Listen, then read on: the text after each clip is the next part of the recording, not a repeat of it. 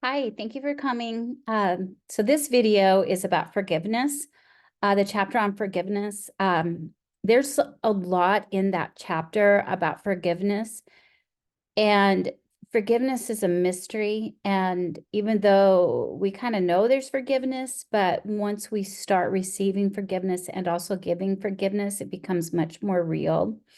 And some of us have some pretty big things to forgive, and some of us have things that feel like really big things, but at the same time, there always seems to be someone else that has even a deeper thing to forgive. But the point is, with this chapter, is just getting to the place where we agree with the concept of forgiveness, because we're human and we have these emotions and we have all these thoughts, and our body is going to let us know that things are not right. Forgiveness, completely restored and for sweet resolve, there needs to be peace. And with peace, we have justice and mercy. And we can't do that all on our own. But what we can do on our own is to produce the decision to agree with the concept of forgiveness. And even if it's a practice that immediately you are, just tell yourself, okay, I'm going to forgive that because I've made a decision to forgive.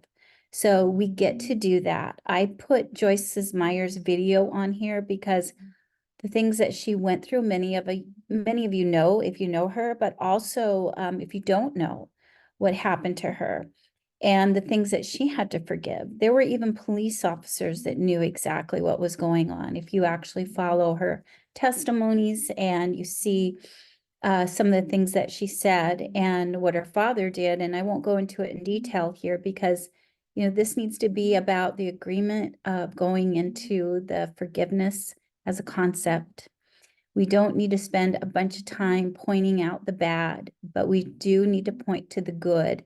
And the good is to agree with forgiveness, even if we are waiting for God to give us the forgiveness. In a way, it's God's got to do the work. We just have to agree to let him do the work.